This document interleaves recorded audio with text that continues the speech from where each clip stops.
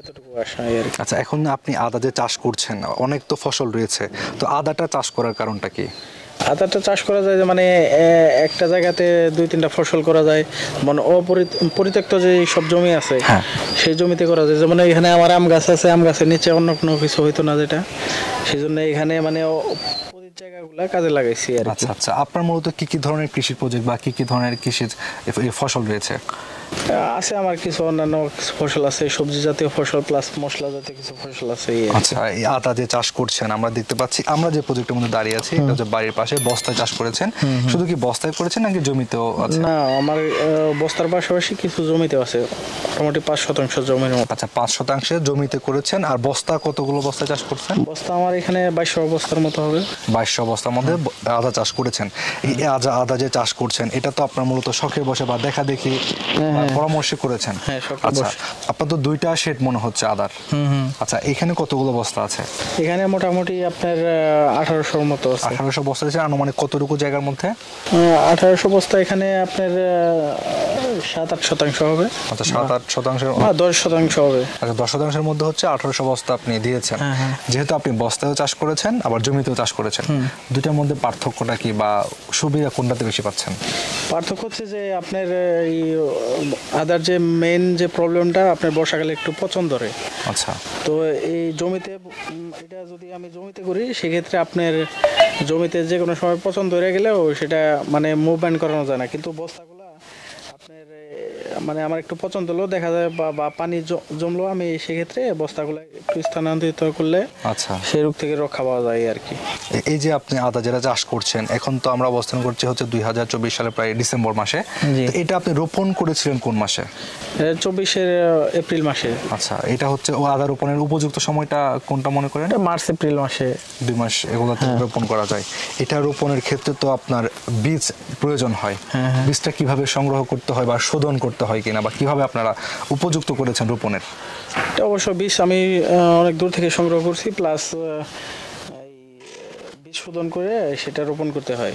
আচ্ছা, বীজটাকে আপনার শোধন করতে হয়েছিল নাকি ওনারা? না, এটা আমি শোধন করে নিয়েছিলাম। আচ্ছা আচ্ছা, এখানে আপনারা যে বস্তাগুলো তৈরি করেছেন এগুলো মূলত কিসের বস্তা বা কোথা থেকে সংগ্রহ করেছিলেন? এটা সিমেন্টের বস্তা, আমি আমাদের এখানে যে কনস্ট্রাকশনের কাজ হয় সেখান থেকে আমি সংগ্রহ করছি। আচ্ছা আচ্ছা, এই বস্তা প্রতি কি আপনার মানে এই বস্তা, তারপর হচ্ছে আদার যে মূল্য বীজের, তারপর হচ্ছে সার কীটনাশক সবকিছু মিলে আনুমানিক বস্তা প্রতি কেমন খরচ হয়েছিল? এই বস্তায় তো আমি এবার প্রথম করেছি, তো সেক্ষেত্রে আমার একটু খরচটা একটু বেশি বেড়ে গেছে। বস্তা প্রতি আপনার 40 থেকে 45 টাকা বা 50 টাকার মতো খরচ হয়েছিল। আর এক বস্তায় আপনি আনুমানিক কতটুকু আদা দিয়েছিলেন, বীজ আদা? আমি এই এক বস্তা 10 গ্রাম 15 গ্রাম বা 20 গ্রাম সর্বোচ্চ হবে এরকম। আচ্ছা, তো আমরা এখন যেটা দেখতে পাচ্ছি মাশাআল্লাহ বলতে হবে, এগুলোতে হচ্ছে আদার গাছগুলো বেশ ভালো মানে সতেজ রয়েছে আর কি। আবার কিছু কিছু জায়গা হয়তো হেলে পড়েছে, তো এটা হেলে পড়ার কোনো আলাদা কারণ আছে কিনা বা কি কারণে এটা হেলে পড়েছিল? হেলে পড়ার কিছু কারণ যে আপনার গাছগুলো একটু মানে বেশ ভালো হয়েছিল, কিন্তু গাছগুলো একটু লম্বা হওয়াতে আপনার লাস্টে যে ঝড় বৃষ্টি আসছিল সেখানে একটু মানে গাছগুলো হেলে পড়ছিল আর কি। আচ্ছা, এখন হেলে পড়লে কোনো ধরনের অসুবিধা হয় কিনা আদাতে? হেলে পড়লে বেশ অসুবিধা হয়, কিন্তু আমি এই যে এখান থেকে হেলে পড়ছিল, কিন্তু আমি এগুলাকে মানে ডিসাইড করে দিছি যাতায়াত সুবিধার জন্য আর কি। আচ্ছা, এছাড়া তো তেমন কোনো সমস্যা হওয়ার কথা না? না, এরকম আর অনেক সময় দেখা যায় যে পড়ে গেলে গাছের গোড়া ভেঙে গেলে সেক্ষেত্রে একটু পচন ধরে। আচ্ছা, এটুকু প্রবলেম হয় আর কি। বুঝতে পেরেছি। তো এখন যে বিষয়টা সেটা হচ্ছে আপনার আদা চাষ করার ক্ষেত্রে মাটি প্রস্তুতের একটা বিষয় থাকে, যেহেতু আপনি বস্তায় করছেন, মাটিটা কিভাবে সংগ্রহ করেছিলেন এবং কিভাবে মাটিটা আপনি উপযুক্ত করেছিলেন বীজ বপনের জন্য? এই যে এখানে মাটির যে ব্যবসা করে মাটির গাড়িগুলো আছে সেখান থেকে আমি মাটি সংগ্রহ করছিলাম। এটা আপনার পারে যে লাল ঝুরঝুরে মাটি সেটা আমি সংগ্রহ করছিলাম। তো আদা চাষের জন্য এই মাটিটা মোটামুটি উপযুক্ত।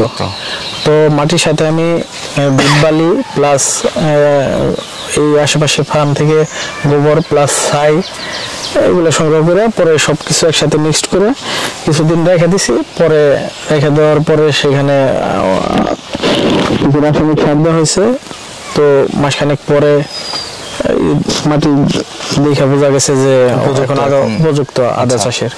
তো সেখান থেকে আমি বস্তায়, হ্যাঁ বস্তায় মাটি নিয়ে বস্তায় ভরাট করে পরে বীজ বপন করে দিয়েছি। আচ্ছা।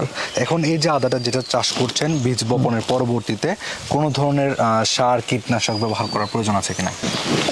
সার একবার দেওয়া লাগে এই আর কি, একবার দিলে ভালো হয়। আর কীটনাশক তো প্রায় আপনার বর্ষাকালে যেহেতু পচন রোগে একটু প্রবলেম, সেহেতু আপনার এই 14 দিন পর পর বা 15 দিন পর পর আপনার অবশ্যই আপনার এই পচন রোধের জন্য কিছু স্প্রে করতে হয়। আচ্ছা, তাহলে এটা আনুমানিক কতদিন পর পর স্প্রে করতে হয়? এটা 14 থেকে 15 দিন।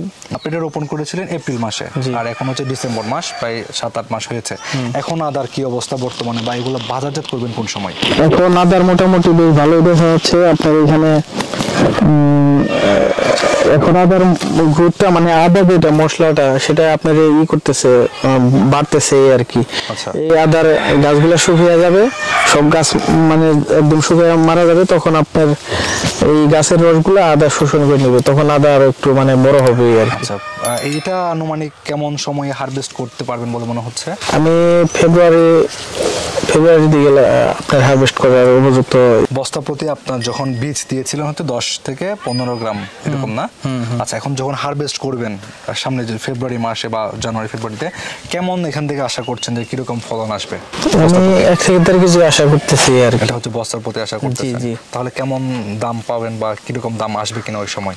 দাম সেটা বাজারের উপর ডিপেন্ড করে, সেটা তো আর বলা যায় না, আপনার দেখা বাজার চাহিদা এবং দামের উপর নির্ভর করে। জি। আচ্ছা, তাহলে এমনিতে আমরা যদি হিসেব করি যে আমাদের উদ্যোক্তা যারা রয়েছেন তারা যদি চাষ করতে চান, বস্তার প্রতি 10 থেকে 15 গ্রাম আদা প্রয়োজন হয়, এবং হচ্ছে মাটি, সার, কীটনাশক সব মিলিয়ে 40 টাকা বা 50 টাকা এরকম খরচ হচ্ছে। আপনি যেহেতু প্রথমবার ছিলেন, বস্তা প্রতি আপনার 40-50 টাকা খরচ হয় আর কি। আচ্ছা, কিন্তু লেবার কস্ট সহ সবকিছু সহ, মানে অল এভরিথিং সহ। হ্যাঁ, তার কিন্তু যদি আপনার বিক্রয়ের ক্ষেত্রে দেখা যাচ্ছে 1 কেজি থেকে 1.5 কেজি পর্যন্ত আদা পাওয়া যায়, তাহলে দেখা যায় বেশ ভালো একটা এখান থেকে প্রফিট আশা করা যায় যদি বাজার মূল্য ভালো থাকে। হ্যাঁ, বাজার মূল্য ভালো থাকলে আপনার 3-4 গুণ হবে প্লাস, অথবা যদি মোটামুটি 100-150 টাকা কেজি থাকলেও দেখা যায় আপনার দ্বিগুণ হবে।